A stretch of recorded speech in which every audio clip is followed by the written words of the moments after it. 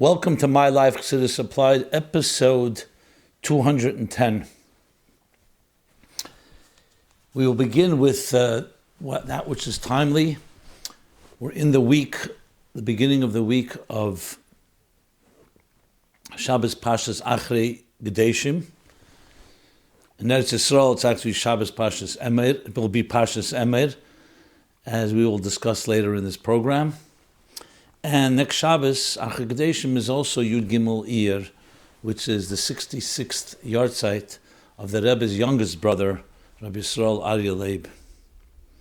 So let's speak about that. We'll begin with Rabbi Yisroel Aryeh Leib, and then I'll move into Acharei-Kedoshim, based on different sichos of the Rebbe. But here is a provocative question that came in, which is, what is the story with the Rebbe's brother, Rabbi Saul Aryeh Leib? In connection to Yud Gimel Iyar, which is Rabbi Saul Aryeh Leib's 66th yard site, I would like to ask you to speak about him. From reports about the Rebbe's brother, it seems that he had an exceptional mind and had an out of ordinary understanding of Chassidus, which he studied passionately. However, the people who knew him after leaving Russia say he did not remain observant. Nevertheless, he maintained the Chassidus chavrusa with Nachum Goldschmidt. I ask you to explain what to make of Rabbi Saul Aryeh Leib, learning Chassidus in depth at a time period when publicly and externally we didn't know what his behavior was. I was really wondering whether I should address this, but since this is not the first time someone's asked the question, and I don't believe in shying away from questions that may even seem somewhat a little disrespectful, because the questions of all questions are allowed, and yet the question is how we address something of this nature. So the first thing I want to say is, in general, not just out of respect, but also out of sensitivity, it's not our job to be parkenzach, which means to be delving into and understanding what's going on in general in other people's lives. Because who knows? What do we know about a person's life? What do we know what they're really made of? Especially someone that is not here now, and most of us never met him, and even those that may have seen him or heard about him is only in passing. Mostly a private man. Most of his life was really lived in the communities that were not known to most of Chassidim. This is in general about every human being, especially about a person who's a brother of the Rebbe, son of Rabbi Yitzchak, an enikel, a person that comes from Beis Harav, basically. So in general, it's not our job to go and look, just like there says a din, it says, Ein reinas hamelech keshu mistaper. We don't look at a king while he's taking a haircut. But everyone knows the king takes a haircut. What you know is what you know, that what you see is what you see. There's a certain sensitivity necessary, even though seeing is seemingly like, what's the difference once you know, who cares if you see? Seeing has an effect, and it's not our job to be looking into the melechs, into the king's inner chamber, in the private things that he does. First of all, there's the kavod hamelech, the honor of the melech. Secondly, there's his privacy and his issues. And in this case, I believe this also is relevant to the Rebbe's brother, as well as to the Rebbe's Rebbetzin, as well as to the Rebbe himself. That which we need to know, which is the Rebbe's directives and Torah. That's what the Rebbe showed us and revealed to us, as the Rebbe would say very often about the Frierdiker Rebbe, that the Frierdiker Rebbe, if he told us something, or he wanted us to see his behavior, that's a lesson. That's a lesson of a tzaddik, of a Rebbe, teaching us something. That which they did not go ahead and advertise means maybe that's something we don't have to go and delve into. And yet I still read the question, because as I said, I still believe that questions have to be asked, but then we address it in a Chassidish way. What is what we were taught? This is what we were trained and taught. So I'm not here to go ahead and speculate about something, especially even with the research that one would do or anything. What are we going to discover already? We'll discover somewhat eyewitnesses have seen, and not much more. So I would rather talk about it from the context, the way we should talk about it, which is what we know that are the facts that we are aware of, both biographically and also the things that Rebbe himself said about his brother, and publicly and privately, and also in writing. And that's what I'm going to address. Now, as often, I've already discussed Yud Gimel Iyar in the past, both in episodes 115 and 161. So I'm not going to go through all that I spoke then. I refer you to there, and here's a good opportunity to tell you can access all the archives, including these episodes. They're all time-stamped in the YouTube videos. And you could, and as I said, it complements that which I'm going to discuss right now. So let's go over a few basic things about Rabbi Yisroel Aryeh Leib, and being that Yud Gimel Iyar, and being that the Rebbe himself was Misyachis, he addressed this day, and on Farbrengens that were connected to this date, as well as I'll mention shortly, and discussed at length back in episode 115, something the Rebbe spoke, a Sikha, when he stood up from Shiva in the year Tafshin Yud Beis, Yud Tes Iyar, which was at the end of the Shiva, that the Rebbe spoke a few words about the Shiva and about his brother, which is a very fascinating Rishima, which I think is worth reading and learning, and I'll refer you to that shortly. Let's begin from the beginning. What we know is the following, that Rabbi Yisroel Aryeh Leib was born on Chof Aleph Iyar, Tofrei Samach Vav. That would make him approximately 5 years younger than the Rebbe. He was the third son. There was the Rebbe, there was Shalom Dei Ber, called Berel, or Dave Ber, I don't know if they was, I think Shalom Dei Ber, and the third brother, Rabbi Yisroel Aryeh Leib. They were all three geniuses, each in their own way, and there are many stories told about it, people who witnessed it and saw it in their home. So it's biographical. In Tofresh Pei Gimel, Rabbi Yisroel Aryeh Leib, or sometimes called Label, came with the Rebbe to Leningrad, which was where the Frierdiker Rebbe was. That was the first time they would see the Frierdiker Rebbe. They spent time there, and the Rebbe was more discreet. Rabbi Yisroel Aryeh Leib, people was a getzasket with him, which means they enjoyed him because he fabrengt and his Chassidus, and they would talk to him. He was the more outgoing, so to speak, of the brothers. Obviously, the Frierdiker Rebbe, due to the upheavals, would end up being arrested and left Russia, so the former Soviet Union, Tofresh Peites. Rabbi Saul Leib stayed on till Tofresh Tzaddik. Things were getting even more difficult, and he left under a pseudonym. I think he used the name Gerari. And he ended up coming to Berlin, where his brother, the Rebbe, was. The Rebbe left Berlin at the Rebbe Tzachai Mushkin Tofresh Tzaddik Gimel. Rabbi Saul Leib stayed on another year, and of course Nazis were beginning to come to power. So he finally fled in 19 Tofresh Tzaddik Dal, that would be 1934. And from there he went to Eretz Yisrael. He got married in the summer of, the end of the summer of Tofresh Tzaddik Tes, that would be 1939, to his wife Ginya, I believe was her name, Ginya, right? They had a daughter, one child, in 1945, Tofshin Hey in Eretz Yisrael. Her name was Dalia. Ginya has passed away since. Dalia is around. Many Arichas Yom V'Shanim Tevis, lives in Israel, I believe. And in Tofshin Yud, in 1950, a little after the time when the Frierdiker Rebbe was nostalgic, Yisroel Aryeh Leib and his wife and daughter moved to Liverpool, England, where 2 years later he suffered a heart attack. At the young age, right before his 46th birthday, passed away in Yud Gimel Iyar, which is what we're honoring now, 66 years later. This is some biographical sketch, which took some research to put together. I took it from different places where people written up. Now, as far as what we know about him, as I said, we know very little about the person. We know some Rishimis, we see some of the Kiruvim the Frierdiker Rebbe gave him. But I want to now move to the times that Rebbe spoke about. So then when the Rebbe sat Shiva in 1952, Yud Gimel Iyar, and stood up from Shiva in the 19th of Iyar, the Rebbe spoke a few words, and this has later been published in Likutei Sichos, volume 3, page 976 in a footnote 19, and in volume 27, page 363. It's a fascinating Rishima about Yeridat Tzedek Aliyah, which you can see from that Rishima many things that the Rebbe hints to about Rabbi Yisroel Aryeh Leib, including the fact, obviously, a passing is a Yerida, but he explains there, one of the first times that Rebbe is Machadr, the idea that a Yerida, a descent, is part of the ascent, and that everybody, at the end of the day, will ultimately ascend. So you could see he's hinting to this Rabbi Saul Aryeh Leib's challenges and his so-called descent, if you want to put it that way. He even refers to different versions, different variations of how a neshama goes through its own journey. In episode 115, I went through it in detail, so I'm not going to do it again now. You can refer to the episode 115, or you can look it up in the source. One thing I will mention there, he cites from the Derech Mitzvah, a mimer from the Alter Rebbe, about the Isser of Bali Mum, Kehanim being Bali Mum, handicapped Kehanim, are not allowed to serve in the Beis HaMikdash, in the temple. So he speaks there that a mashal that the Alter Rebbe gives, that that sometimes one of the ways, Tachsis Melchama, one of the strategies, war strategies, is that you send out some soldiers to so-called lure in the enemy.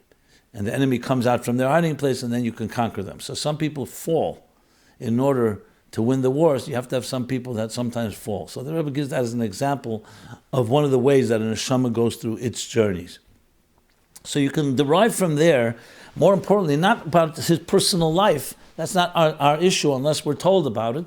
But as I mentioned before, but rather the lessons that you can learn that a person who's gone through whatever he went through and his challenges, there's a lesson to be learned for each of us of how neshama goes through his journey, and ultimately everything is coming to a greater and higher place.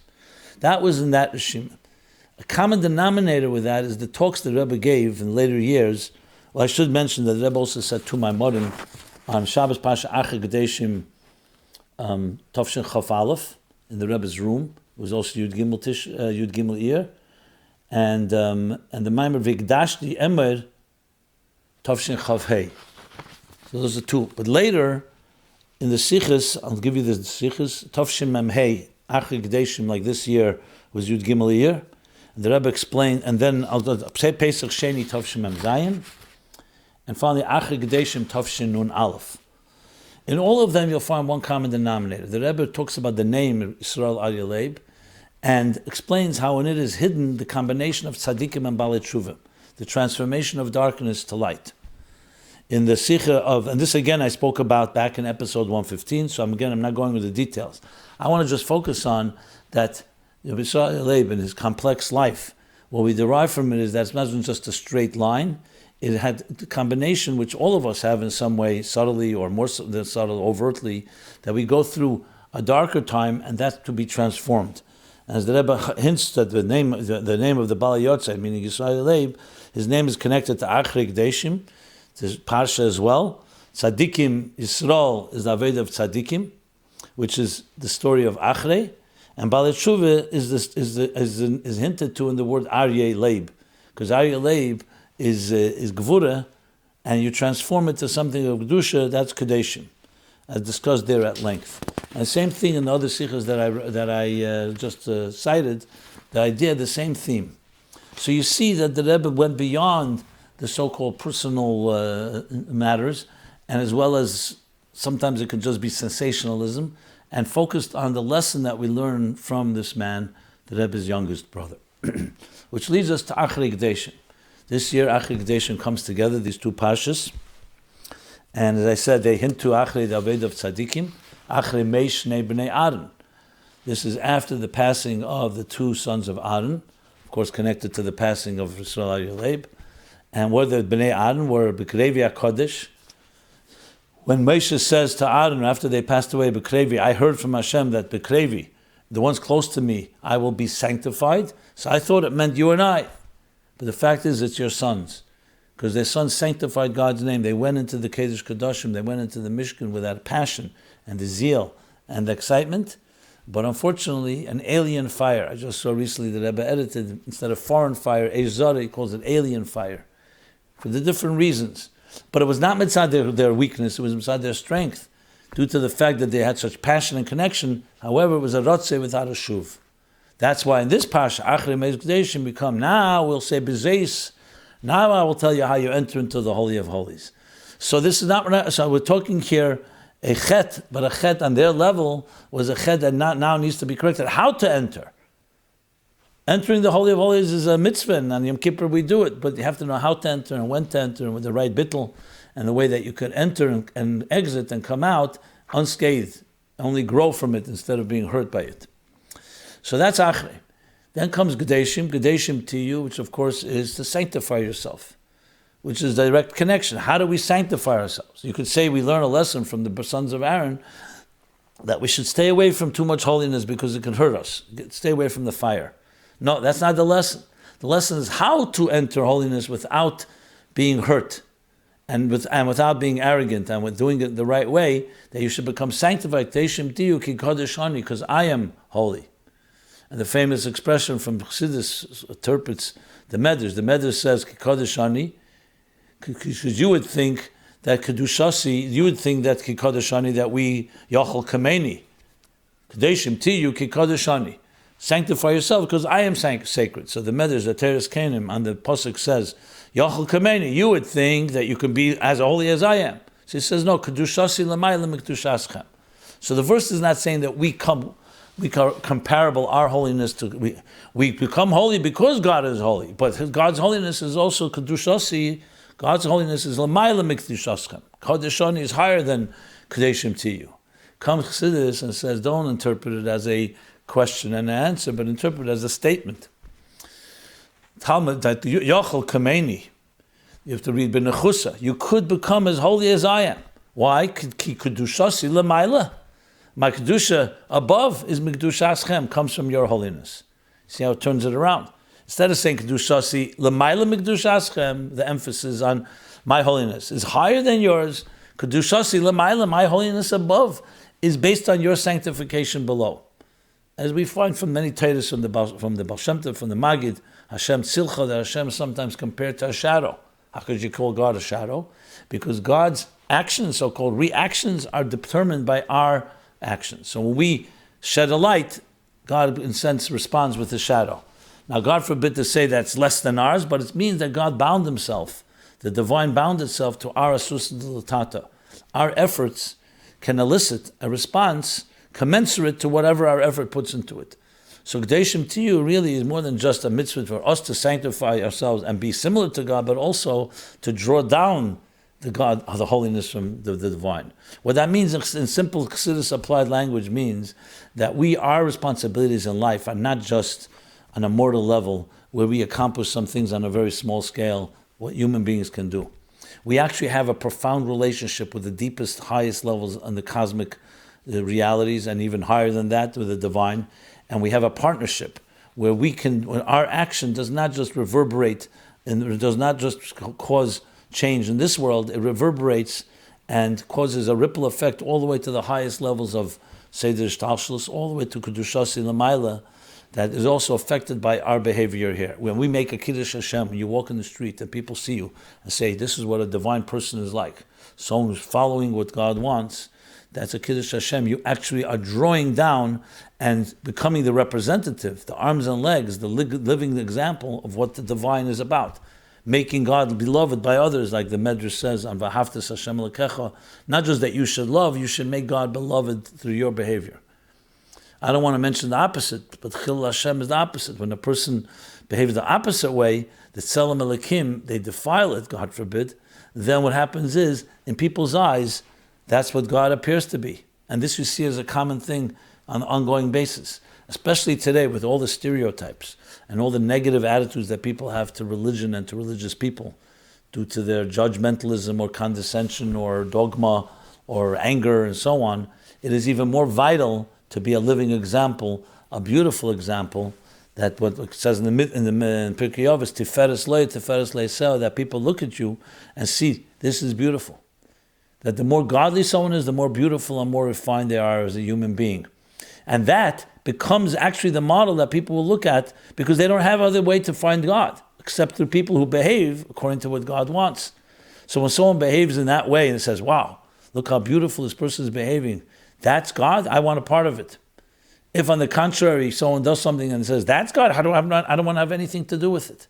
That is why behaving in the appropriate way is not just for us, between us, to be social etiquette and appropriate behavior, but it actually can have life and death consequences of how a person will look at God and look at God's laws.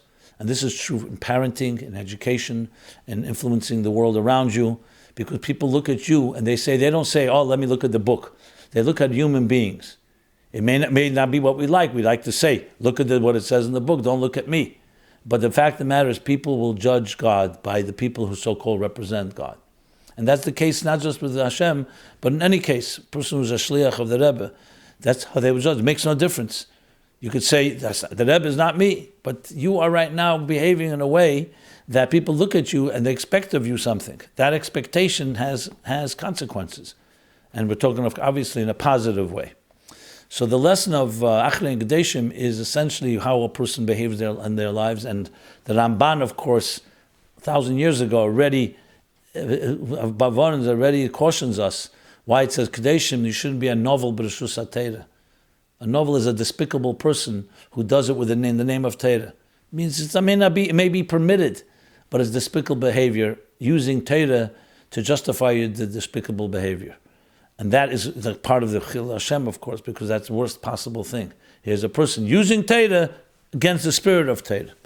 And that is also alluded to and hinted to in the Pasuk Kedoshim to you. And Yisroel Aryeh Leib, through his challenges and through his life, which clearly was not in a direct path as most of us understand it, it teaches us the lesson that no matter where you are and whatever happens in your life has to be transformed, as the Rebbe writes in that, says in that talk that he gave 66 years ago when he stood up from Shiva on Yutas Iyar, about how it lessons to us as we go through our journeys and our ebbs and flow, and flow, our ups and downs and life and our twists and turns. Okay. Let us move on now that we covered that. The next question is, why is there a discrepancy between the Torah reading in Israel and the diaspora? 2 tracks of portions. Every year when there's a discrepancy between diaspora and Israel concerning the weekly Parsha, it irritates and annoys me. I feel like there's this split. Why couldn't the Chacham come up with a better solution so that we can all read and study the same Parsha? So a little background. In Eretz Yisrael, we know that there's no Yom Tov Sheni Shel Golius. There's no second day holiday. So when this Pesach ends, is on the 7th day of Pesach. But what happens when the 7th day of Pesach is on a Friday, and Achar Pesach is Shabbos, like this year? So that Shabbos, which in here, in outside of Israel, we're praving Yachar Pesach, so it's not yet a Shabbos Parsha. We read the Parsha connected to the last day of Pesach. In Eretz Yisrael, it's already after Pesach. So it's the Parsha this year, Parsha Shmini. So in Eretz Yisrael, they started reading Shmini, and we won't read Shmini till the next week, which we did. Then the next following week, in Eretz Yisrael, Sazirim Etzeda, and when we're reading Shmini, Eretz Yisrael, they're reading Sazirim Etzeda. When we're reading Sazirim Etzeda, they're reading Acharei-Kedoshim. When we're reading Acharei-Kedoshim, they're reading Bahar. But this year, it straightens out by Bahar and Bechukesai, because Bahar and Bechukesai are 2 chapters that can be read separately or together. So that's when it balances out. That in Israel, we're going to read Bahar Bechukesai separately, and they will read it together. So that's where it'll straighten out. So Omer, they're reading Omer, and we're reading Acharei-Kedoshim. When we read Omer, they'll be reading Bahar. And when we read Bahar and Bechukesai, they'll be reading Bechukesai. And then comes Bamidbar and Shavuos and so on. So the questioner is asking, why do there have to be such a discrepancy? It's a very good question. I've never seen an answer to it. And if anybody has, it's very possible that Rebbe may have spoken about it. I have not found it. But if someone has something on this, please share. And here's an opportunity before I go on to explain this, what I think is a way of explaining it, a good opportunity. You can share easily, both ask questions anonymously or with your address if you'd like to add it. But it's completely anonymous and confidential at meaningfullife.com/mylife. And there you'll find a forum where you can submit any question, comment, and so on. There you can also find all the archives I mentioned before, as well as the essays, the new essay contest, which is already the 4th year of essays that are also available there. It's a very rich archive, and you spend a lot of good time there finding quality material. This is also a good opportunity to tell you, as I always do, this program, a lot of work goes into it, a lot of research. We have a team doing this, and it's supported by community sponsorship, because it's a free service. So I please encourage you, and I ask you and beseech you to help us in any way you can financially. Go to meaningfullife.com/sponsorship. If you take any benefit from this program or you see benefit in it, please give generously and as you see fit.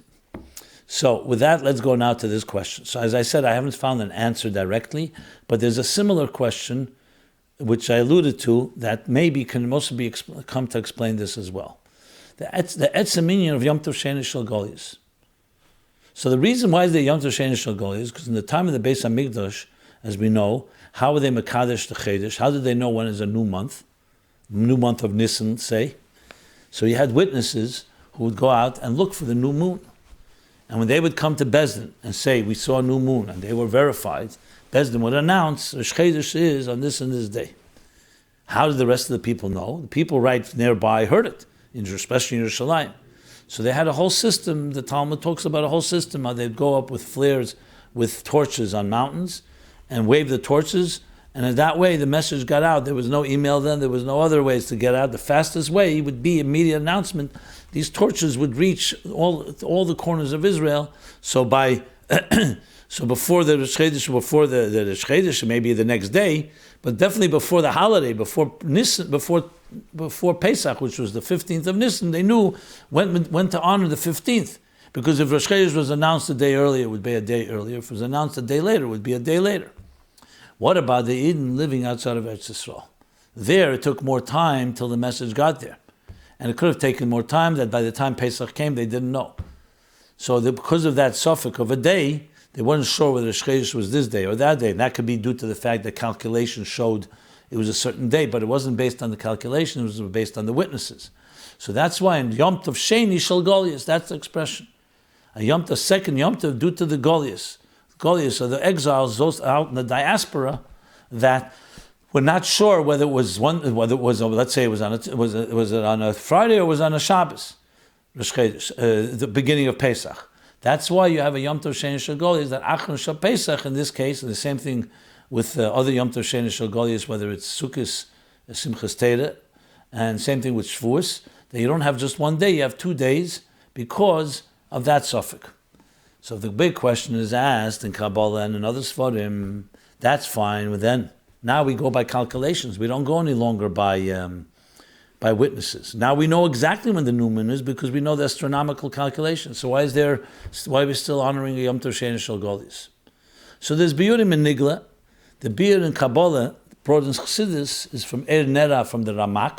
The Alter Rebbe brings it, and he explains something fascinating, which answers a bigger question. I mean, God could have done it a different way, like you asked with the Parshas. You had to wait with the torches and they should know. Why should there be a suffix in the first place? There couldn't be another way that it could be handled. And the answer is because in Eretz Yisrael there's a powerful Kedusha, holiness. That holiness, one day is enough to contain that holiness. Outside of Israel, due to the fact that it's more coarse and less spiritually refined, you need 2 days to contain the same energy that one day in Eretz Yisrael. So the technical reason I explained, but there's a deeper reason behind the technical reason. So think of it like 2 students. One student is a very advanced student. The teacher just needs 1 day to explain to him an idea. A student that's not on that level, you need 2 days. So because Eretz Yisrael, the holiness of Eretz Yisrael is able to contain it in 1 day, outside of Eretz Yisrael is 2 days. That's why it remains even after the calculations are here, and we know exactly when is Rosh Chodesh. So we still need an extra day to absorb that same intensity that in Israel only requires 1 day. So perhaps we can explain the same thing with the Parshas. In a way, Israel is ahead of us, 1 week ahead. 1 week ahead because of its refined state, which is of course the result, there's no Yom Tov Sheni Shel Goliath. So they begin right away reading the next Parsha, Shmini, and stay ahead and remind us that Israel has that so-called superiority. It is the promised land after all. Additionally, it can create a yearning that for those of us that are outside of Israel to yearn to have that time Kedusha. So the discrepancy itself awakens us to the fact that we're not on that level of Eretz Yisrael, and that we're looking to do that. And when we'll bring Mashiach will come, there'll be Eretz Yisrael, Asid Eretz Yisrael, Shetispasha B'chol HaRotzes. Israel will spread to all the land. Yerushalayim will spread to all of Israel. However you explain it, but the point is the Kedusha will permeate all of the world. So the discrepancy perhaps was left exactly to keep that point in mind. Now, at some point, of course, we want to balance it back, so that's why there's a balance. But a number of weeks, it remains separate. As a matter of fact, some years you even wait till Chukas Bolok, till they finally reconcile. The same thing, you could ask the same question. Before Biographical, we read Acharei-Kedoshim. There was plenty of opportunity to balance them. You could have split the into 2. So this may be one of the explanations. This is completely my humble explanation based on the story with the Yom Tov Sheni Shel Goliath. Next question, completely different topic. Why are many women on a mitzvah-based walkathon dressed not tzinus'dik? Okay. A while back, there was a walk for Yitzi Horowitz. May you have a complete refuah shlema. How come there are many women walking in a non-tznius way, tichlach in public, I'm not going to go through the other details they describe here. For the beloved Shliach Yosef Yitzchak ben Bracha Horowitz, this is the last thing he needs. He needs women to increase in their tznius, not chas v'shalom decrease.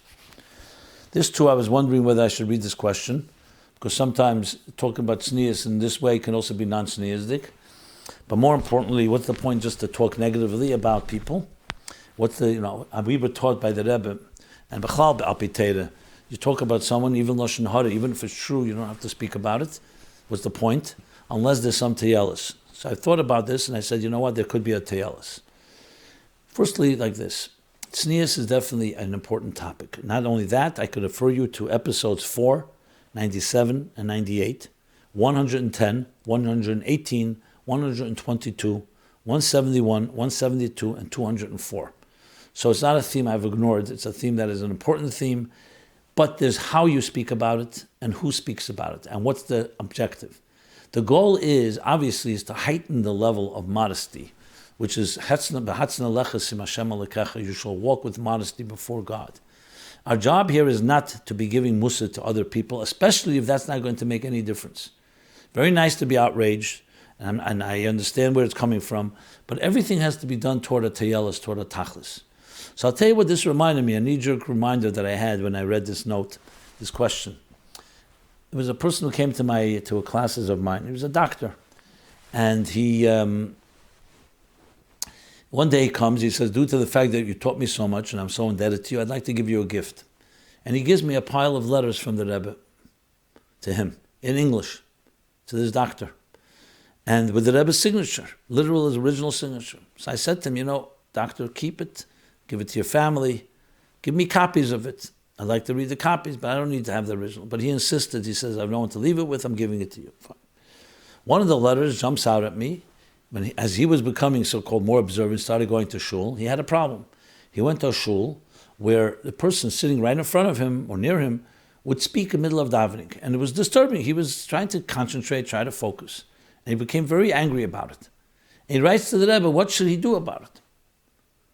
Now, we don't know the Rebbe's, I don't see his letter to the Rebbe, but the Rebbe responds. In response to your question, middle of the letter, the Rebbe speaks about other things and says, in response to your question about the person speaking in shul and what you should do about it.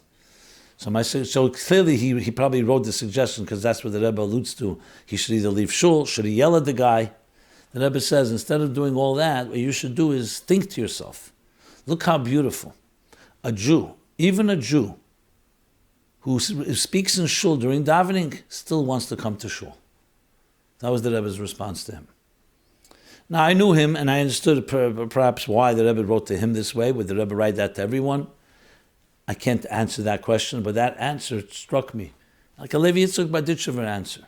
A limut zchus. So I said to myself that here are women walking for a mitzvah to help a person who tragically has such suffering in family, such spirit, to try to help him. They're walking, let's say it's true. I'm not even going to accept that it's true, but let's assume that for a moment not everyone's perfectly sneezed. Maybe their response should be is, look how beautiful these Jews are. Even someone who's not yet aware, or doesn't fully understand, or doesn't fully sensitive to tznius is still ready to walk to help another Jew. Maybe that should be the attitude. Attitudes like that doesn't mean we're ignoring the issue. The Rebbe is not saying it's good for you, the guy to speak in shul. It's about us and what you're supposed to learn from it when we see something like that. So we can become the witch hunter and come with a stick and start saying, I'm going to become the tznius police that's going to determine. And if you feel you can succeed that way, by all means, I don't think you can. And even frankly, I wouldn't even say by all means. Who says that's the derech? However, if you can look at Jews the way I just described it, as the Rebbe says to this fellow, this doctor, look how beautiful a Jew is. Even someone that may not be perfectly dressed is also doing a mitzvah. Guaranteed, if you then spoke to that person in that sensitive way, you probably would have more influence. Because it means it's dvarim hayetzim alev. You're not coming with your anger or with your judgment, even if it's justified, but rather with coming from ways that actually have impact on people. So I'm not here to justify what people's behavior is. This is not my job, not to justify, not to criticize. We want to be part of the solution, not part of the problem. I often find that the people who are attacking the people who they think are not tzinus'dik can be as much as the problem as the people who they think is the problem. So, v'day l'maven, enough said about that. And let's continue on and look at all these situations as opportunities to bring more Kedusha, moral holiness, and be an example of what it means to be a modest person. And yes, you have a positive influence in beautiful ways. B'darkei ne'em or b'darkei shalom, in peaceful and pleasant manner. Next question. Next question borders on a Chassidus question, but I put it here as well because it's a topic that comes up again and again, and that is the issue of non-Jews and our attitude to them. So the way the question was phrased was, what resides on the right side of the non-Jew's heart? Shalom, Rabbi Jacobson. Just thinking. Written in chapter 9 is that the right side of a heart of a Jew is the second place of the nefesh elikis. If so, what is on the right side of a non-Jew? A Yetzer Tov? So let's be specific. What does it say in chapter 9? In chapter 9 he says that there's the two forces. There's the nefesh elikis, nefesh abamis, the animals, divine soul and the animal soul. The divine soul is mishkan, it resides in the mind, in the reflective mind. And from there it goes to the right side of the heart that doesn't have the passionate blood. As the Rebbe explains, that blood is not formed there. There's blood, but it's primarily more the ruach, the oxygen that oxygenates the blood. The left side of the heart, with the passionate blood, which is the passion of a human being, that's the residence, the dwelling place of the nefesh habamis, the animal soul. So basically, you say two sides of the heart, the two ventricles, the two chambers of the heart. One is the animal soul, and one is the divine soul, as it comes from the mind. Then he continues and says how the animal soul, the blood, as the blood rushes from the heart to the mind, the animal soul can also influence, through its impulsive behavior, it can also affect the mind and make it subjective.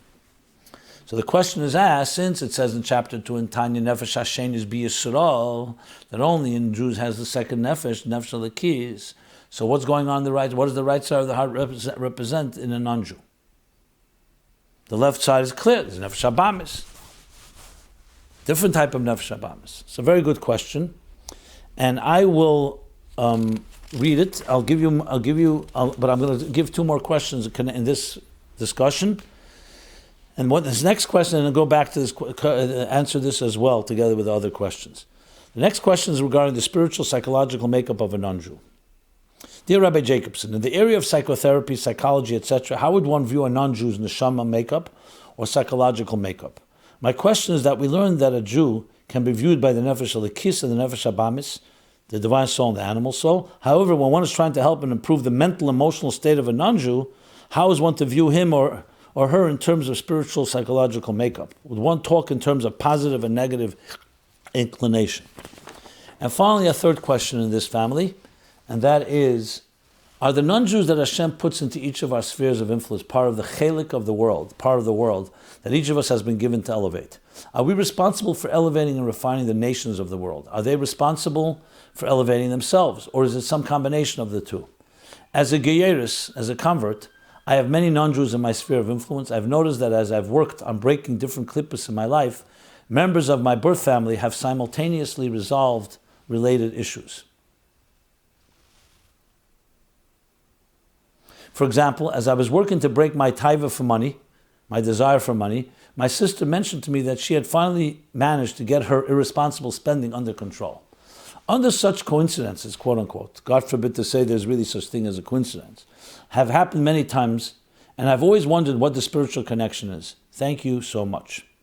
Okay, let's address all these questions in one fell swoop, and I will refer you firstly to longer discussions I've had about the whole role of non-Jews in the world and their spiritual psychology and their spiritual destiny in episodes 30, and our responsibility to them. In episodes 30, 31, 32 of 85, 100, 122, 157, 192. Yeah, we have been doing already now 209 episodes, so many topics have been covered, thank God, extensively. So whatever I say is complemented by what I've already discussed in those episodes, if you want a fuller picture. To answer this question, I want to refer you to a powerful sikha from the Rebbe that was delivered on Yud Beis Tammuz Tofshin Mem Aleph. I remember it actually very vividly, and the Rebbe spoke about the Yud Beis Tammuz, of course, is the Chag HaGeula, the holiday of redemption of the Frierdiker Rebbe from Soviet prison. and the miraculous recovery, I should add, miraculous liberation. And there, the Rebbe speaks many lessons, but he tells the story. The Frierdiker Rebbe was not the first time that he was imprisoned. The first imprisonment when he was a younger boy for something he did. And when he was in prison, he was in a dark prison. The dark prison, suddenly he heard the sound of an animal. So he got very scared, until he remembered that one should not be scared, and one should connect to Hashem and betachin, the faith and trust and so on. The Rebbe said, why we told this story? Because there's a tremendous lesson. What is the fear? That the animal, the goat, or whatever it was, that seagull that was there in the prison with him, represents the animal soul. And the animal soul can be wild, can be impulsive, and can do things that are very destructive. So we can be very afraid of it. The Rebbe, in the other end of the corner of the cell, represents the divine soul. So this represents the story, the battle between the two, and how the divine soul conquers the fears that it has of the animal soul, and ultimately learns to harness the animal soul toward good and positive ends. The Rebbe then continues and said, this lesson is not just for Jews, it's also for non-Jews. Why? Because every person on earth has two forces, two voices inside of him. As in the book of Kehelis, Ruach ha'adam elul lamayla, the spirit of the man rises upward. V'ruach ha'behema yeredes lamata, and the spirit of the animal descends downward. One is transcendent in nature, searching spiritual growth, searching higher purpose and meaning, and devoting itself to a higher cause. The other looks down, is the animal, the Ruach ha'behema, which is about survival and its own selfish needs. And there too, it could be afraid. Why? Because we live in a world where sometimes the animal spirit dominates. So the lesson from the story is that we shouldn't be afraid, that everyone, the Rebbe goes on to the whole thing, the responsibility of non-Jews to bring civilization to the world, to live a life of tzedek v'yesher, justice and virtue. The Rebbe speaks about the moment of silence in schools for children, to realize that there's a God and live by God's laws, God's 7 Noahide universal laws of civilization. Based on this, I actually used it many times in my own work, including in writing Torah Meaningful Life. But based on this, you could easily say that the right side of the heart by a non-Jew is the Ruach Adam Elul Lamayla. Me'ein, it's not the Nefesh Hashenis, as we know, as the Rebbe said in the Yechidus and Tavshin Chaf, when the students asked the Rebbe, do non-Jews have a soul? So he says they have a spark. It's different than a Jew, but they have a divine spark. They have a divine destiny. They have a part in the world to come. And the Rambam at the end of Hilchos Melachim, the end of the Rambam, talks about how there'll be Chachamim and Nevenim, and they will learn, the world will be filled with divine knowledge as the waters cover the sea. On and on, as I discussed in previous episodes. So that's how I would answer this question with the right side. Again, I've not seen it specifically, but based on this sikha, that's how I would apply it. This, of course, answers the other questions as well. There's absolutely a psychological makeup of every soul, including a non-Jewish soul. And you have to, and understanding it, you can learn lessons from these two sides, that everyone has this. Which non-Jew, which person on earth doesn't have a battle going on between selfish needs and transcendent ones, between survival and self-absorption and self-interest and doing something for a greater cause? That battle can be explained and addressed in that sense, exactly as you said, a positive and negative inclination. And finally, to the third question, absolutely. The Rambam says at the end of chapter 8 of Hilchos Malachim that just like we were given 613 mitzvahs at Sinai, we were also given the obligation to inspire and influence the non-Jewish world to follow these universal laws, also because they were given at Sinai. So God gave a blueprint for all of mankind, all of human race, to refine this world. So anyone, and that's what so many sikhs in the 80s, in the mems, where the Rebbe spoke about when you go to work, don't just talk about business, talk about God to the non-Jews that you know. So the influence we have, Ner Lagoyim, is to be a light unto the nations, absolutely. And especially if you have family and others that come in your sphere of influence, that is absolutely part of our mission. Does that mean that they can't do on their own? Of course they can do as much. As a matter of fact, when you inspire them, you're trying to inspire them that they should take it on and be sustainable on their own, not just that they do because you ask them to do it or because of your influence. You want them to be empowered with a methodology, how to live the best possible moral, ethical, and spiritual life. The rest I leave to the other episodes where I discuss this more at length. Next question. Butterflies. It's a very interesting, I found this episode to be somewhat of a little interesting trivia. I don't know if trivia is the right word, but very diverse and some strange topics. But so be it. Here's the question. And you'll see this question and the next one, which will probably be your favorite. I think it's my favorite here. Butterflies. The Rebbe's opinion about not showing non-kosher animals to kids is famous. However, what is the case regarding butterflies? Seems like many anash that are usually careful with the Rebbe's words, yet regarding to butterflies, they don't seem to be careful. Is there a source for that? Thanks for everything you do, Hatzlacha Rabba. So let's go back to the source. The source is Chav Cheshvan Tavshim Mem Daled. When the Rebbe first spoke about this is printed in Likutei Sichos, volume 25, page 309 to 311. The Rebbe came out then to speak about both things, two things. The images that are made in magazines and books for children should be careful to use animals or birds or fish that are pure, not impure or not kosher. And the same thing when toys or other things are given to children should also be of that sort. And you can look it up, the Sikha, in detail. Based on what it says there, it's pretty obvious that you can see from the footnotes the exceptions. And I'll just point out a few exceptions. You see, for example, in the Parshas, in the Beis Hamikdash, in the shuls, you see many times a picture of a lion or an eagle. They're both b'chayis tmeis or eftome. And he says the kavanah there is because it's to remind us that we should serve Hashem, Gibur Kari, strong like a lion, and Kal Kanesha, light like an eagle, like the Mishnah in Pirkei Avos.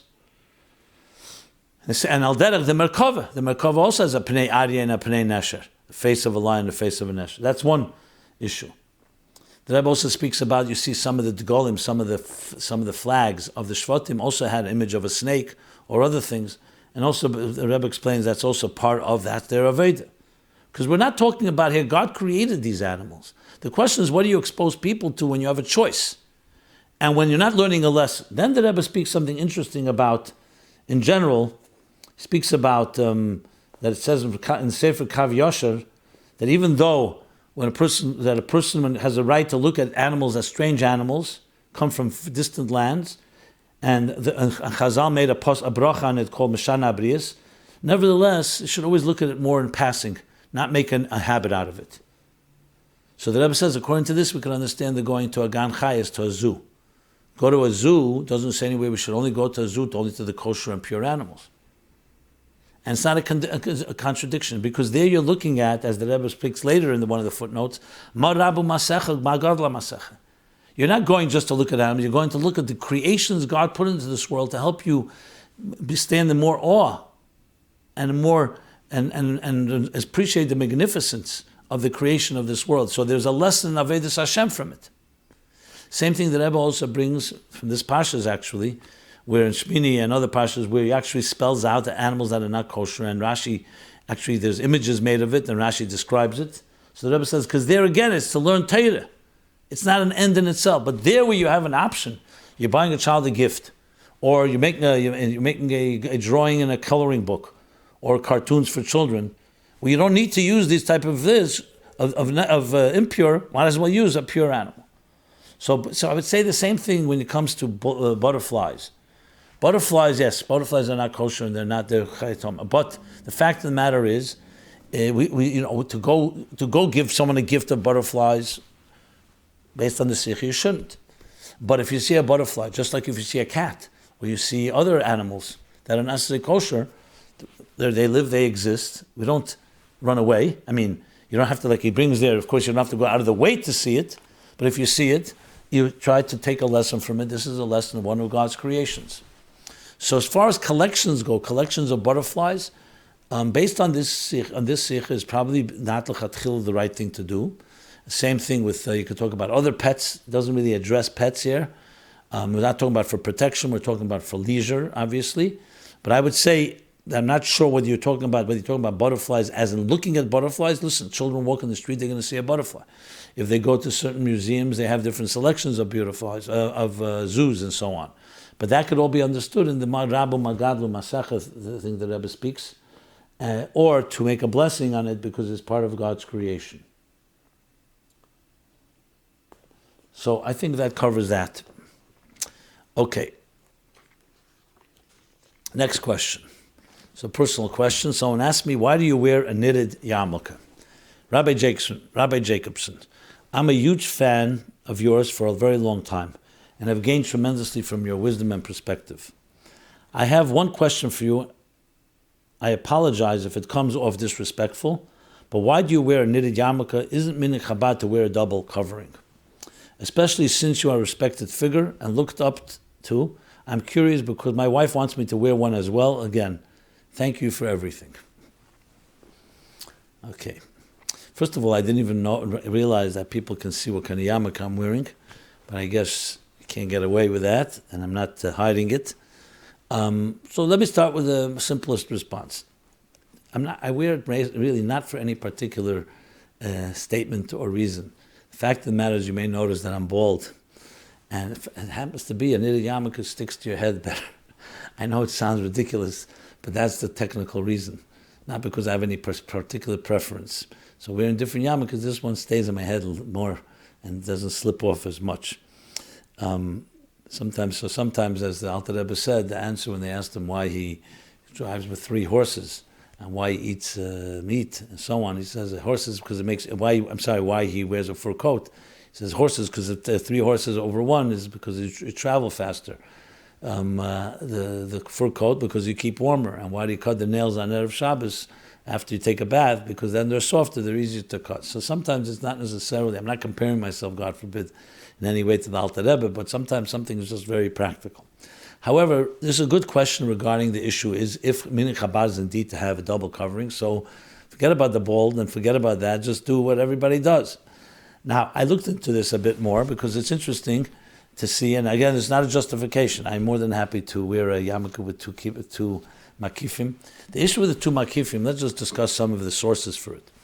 The source begins in the minhag Chabad that is in Sefer Menhagim, from a letter from the Rebbe, Sefer Menhagim on page 9. So in a footnote there, the Rebbe brings us that we hear for the minhag Chassidim to wear a kippah tachas hakeva, meaning to wear a yarmulke under the hat. And the Rebbe brings sources. This comes from Igris Kedesh of the Rebbe, volume 10, page 393. And there he brings a whole bunch of sources from Shabbos, about the Kohen, about the double covering, basically the double covering. I would also refer you to the Tzemach Tzedek in the beginning of Erech Chaim, Piskei Dinim, and also brings also about that by Chassid, that Tzaddik, what does the Tzemach Tzedek say? That the Talmidei Chachamim would cover their heads with an additional covering. But this is specifically a hat and a yarmulke. I cannot find anywhere, and this again, if somebody has a source, by all means, please share it, that the yarmulke itself should have 2 makifim. It could be based on this became the minhag, but it's not written anywhere that I could find so far, and I've asked around. But again, this is not anything to do with myself right now. I'm talking now, since you already bring up the subject, let's talk about it. It's an interesting subject. The 2 makifim is a sign of deeper Yiras Shamayim, and the different reasons given for it explained in different places. But generally speaking, that means wearing a yarmulke and a hat. So you could ask me why I don't wear a hat. At least, if you're not wearing a hat, wear a kippah. That may be the reason. So you're not wearing a hat, at least you have always 2 makifim. When the Frierdiker Rebbe was in Stalik, Yutzvat, so Rabbi Yochanan Gordon was one of the people, and he found the yarmulke in the bed. So he wanted to put it on the Rebbe's head, and then he realized the Rebbe had another yarmulke, Frierdiker Rebbe. So he realized he wore 2 yarmulkes. Now, I assume both yarmulkes had double, maybe not. But then again, we also have a yarmulke of the Tzemach Tzedek, and other Rabbeim, you see pictures that it is a knitted yarmulke, that's not a double. So just pointing all this out just for information purposes, I'm not here to paskin, definitely not halacha, but it's just an interesting topic about the 2 makifim, and I appreciate your bringing this up. I'm really not at all disrespectful. I find it to be an appropriate question, and what I'll be doing in the future, we'll find out. I'll try my best to have more Yiras Shamayim, definitely, 2 makifim. Since we're on the subject, I might as well share a little humorous story that I once heard when Nachman Bayalik, the poet for Israel, once went to Meir Sha'arim, and he was looking for a shul to say Kaddish for his father's yahrzeit. One of the Yerushalmi little boys, Meir was there, so he says to the Yerushalmi boy in fluent Yiddish, "Wo is da shul? Where's the shul?" So the boy says to him, "Ashul is not for Yidden, nicht for Nishtid. Ashul is only for Jews." He says, "How do you know I'm not a Jew?" And this, mind you, you're speaking fluent Yiddish. Well, the Truxish can keep it. You're not wearing a covering, a head covering. So Bialik, the poet he was, says, "Kippas Shamayim. The whole heaven is my kippah. It's called Kippas Shamayim, the heavenly canopy." So the boy says to Bialik, "Zu greis a yarmulke fazak kleine Kopf." Too big of a covering, head covering, skull cap for such a small head. So I just wanted to throw that in as well. So you need to have a yarmulke has to also fit you. It can't just be a makif harochik, it has to be a makif that fits you and serves as a reminder that there's a higher presence. Okay. That covers that. If anybody has any further comments, please share. Let's do two follow-ups, the Chassidus question and the essays. One follow-up is last week about the Chassidim not being scrupulous with blessings on trees. Last week's episode. So when asked Chassidim not being scrupulous to make blessing on the trees, what's your source? I don't have a source. The source is sometimes called mitzias. The mitzias is that you don't see Chassidim, especially elder Chassidim, that went out of their way to go make brachas on Ilonis. The Rebbe, as far as what we were able to see, also did not. So it's not a source. I didn't say that it says in any place that Chassidim don't make bracha. It just says that we don't find the mitzias. You just don't find them going out and making, and I explain why. I don't think it needs more explanation than that. Okay. Second question, you spoke about, thank you for your comments on Abba last week. Last week's Chassidus question was about Mitzvah. Spoke about Abba, the light of Abba Chochmah and Bittul. You introduced it by describing the Alter Rebbe's inimitable style. I thought your presentation was also inimitable. My follow-up question is this. I looked at Likutei Torah Mitzvah with a non-Chabad friend whom I had learned the Sikh with. He was amazed by breadth and depth of material in the small section we read. He lamented that there was no one in town we could readily go to for more explanation. Would you have any suggestion how those of us who live out of town might obtain a Rebbe for this purpose? Thank you. Well, learning Chassidus requires, in most cases, a teacher, because sometimes the words can be cryptic, sometimes not so clear. Like you asked me the question, I did my best to try to explain it. Today, thank God, you can either find someone where you are, or you can go online. And if you go online, you'll find many, many good Chassidus classes. I'm not plugging my own, but I teach every day Ayin Beis. There's a lot of hundreds of classes online explaining dense and difficult topics in Chassidus. But there are also teachers as well. So look around. Obviously, we need a lot more of good teachers who can take Chassidus and explain it in a way that makes it palatable and understands and deciphers and helps us understand the Alter Rebbe's profound insights. But it's doable. And each of us has to see ourselves as being responsible to try our best. So my answer to you is threefold. First, you and your friend do the best and try your best. Two, go online and see if there's others that are teaching that resonates with you and learn from them and see how they would apply it. And then say, okay, how can I apply that methodology in my own? And finally, in your own town, I don't know where you live, look around. You never know. I understand certain towns you're not going to have many options. You never know. You ask around, chaver islay, one person leads you to the next. But I think through doing that, especially with a strong will to do it, that's how you get there. And you'll find people, and you begin to learn the method. And I'm not going to say any one of us masters it, but as you learn more of it, you become you assimilate it more. You become more comfortable with being able to understand Chassidus. But always ask the question: what is the relevance of this line of Chassidus to my life? Even if you don't fully have an answer, the question itself is half an answer. The question will compel you and say, okay, it must have a message to me. It must have a relevance. So that's my answer to that. Now let's do another Chassidus question, even though I did one before about the right side of the heart. But here's another one, and which is relevant to our time, and then we'll do the three essays. Okay. What is the deeper meaning of the Omer counting and the refinement of each of the 7 times 7 emotions? So we know when we count the Omer, we count, and in many Siddurim, including our Siddurim, it says on each day, Chesed Shebechesed, Gvura Shebechesed, Teferes Shebechesed. So you have the 7 midas from Chesed through Malchus, and 7 times 7 is 49 days corresponding to each day. So the first week was Chesed. Chesed Shebechesed through Malchus Shebechesed. The second week we did already was Gvura, Chesed Shebegvura through Malchus Shebegvura. Third last week was Malchus Chesed Shabbat Tiferes through Malchus Shabbat Tiferes. And now we're in the work week of Netzach. So the questioner is asking, what is the deeper meaning of the Omer and the refinement? Because we say that it should be mezuchach and tohir. We say in the Hirotzen and Lazachim called Tumas Nafshenu. In other words, to refine each one of these 7 times 7, 49 emotions. Another questioner asks, what's the difference between, for example, Chesed Shebegvura and Gvura Shebechesed? Okay. So, I actually did a book called The Spiritual Guide to Counting the Omer that answers exactly this. It's one, as I write, of many different applications that takes the spheres and translates it in a language that each of us can understand how we can refine our own personalities. It's become very popular, and thank God, and it's available. You can buy the book, but it's also available as a free app, My Omer. You can also get it by email, just subscribe to us, a free subscription, and look online at meaningfullife.com. You'll see Omer, you'll see many resources regarding this. Basically, it is a 49-step journey toward personal refinement, looking at each part of us.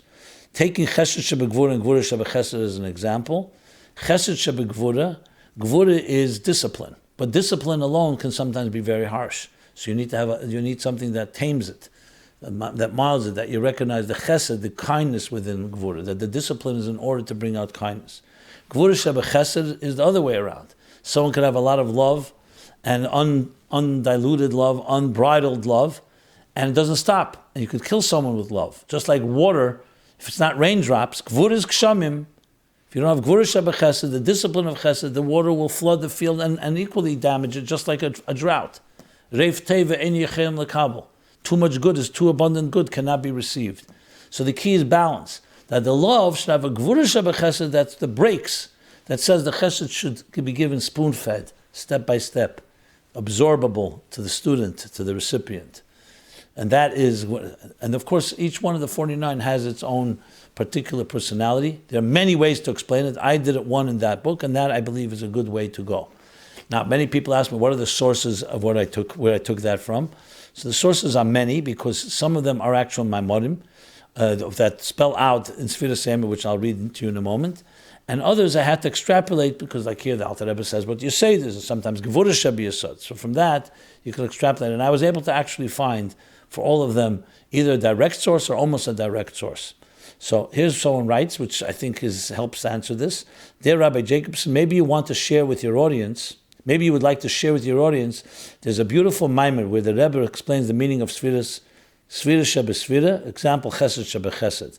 The mimer is Parsha B'chukei Tovshin Yud Ches, L'hovin Inya Sfiras Eimer. So the Rebbe said in a mimer in Tovshin Chai, yes, and I will add, he also said a mimer there, Mishcheni, also in Tovshin Chai, I believe before that, also speaks about it. But just to round out, I will absolutely announce it, that actually the Rebbe's mimer is based on Maimorim before him.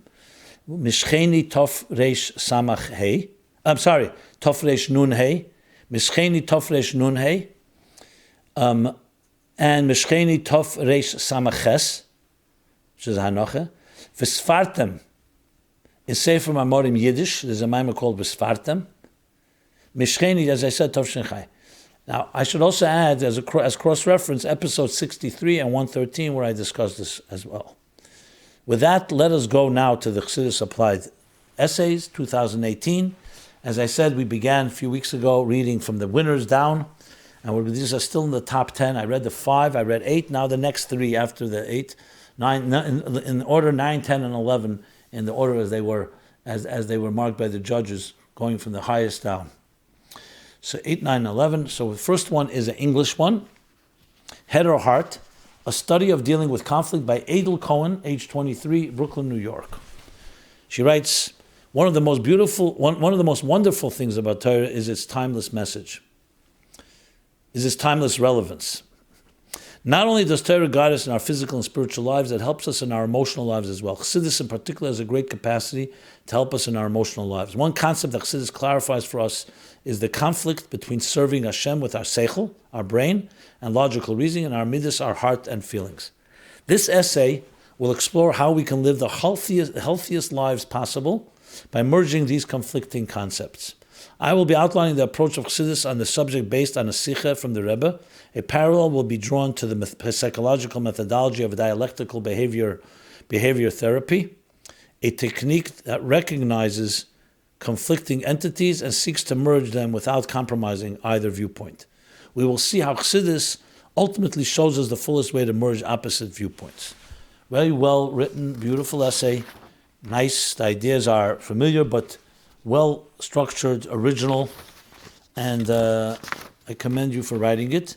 And speaks about it also in very practical terms, goes through the whole process of intellect and emotion and how they speak to each other, and very fascinating parallels with the CBT, which is DBT rather, dialectic behavioral therapy, which is a very common therapy used today, and you could see actually its roots in Chassidus, which some who are familiar with it have pointed out. And then concludes with a whole module of merging brain and heart, how you talk about things that about your feelings, when you're upset about something, how to address it, if you feel guilty, how to see the good in every side of an argument, how to deal with children. So it really comes down to a whole series of models of model behavior in different areas of life based on the head and heart dialogue and conversation and discourse. Okay, that's essay number one. Next essay is Sfiras HaChochma, the solution to our postmodern crisis. This is a lesson. This is an essay in Hebrew. Excellent essay. Sfiras HaChochma, HaPitaron L'Shever HaPostmoderni in Hebrew. And here he goes into to the dichotomies that exist, and it addresses. This is written by, I should add, Avram Goldschmidt, age 22, Brooklyn, New York. And he goes into the discussion of the difference between rationalism and empiricism, which is a classical difference between how you look, how scientific, psychological models. One looks at everything through empiricism, is through experience, is the key arbiter, the key definer of how we understand things. The other is through rational thinking, and these are actually two different types of philosophers and psychologists, but he uses this as being actually creating a serious dichotomy, and how Chassidus resolves this issue by giving us so he breaks down into 5 parts, the rationalist and the empiricist, the problem with just rationalism alone because it creates a vacuum, an intellectual vacuum without connected to reality.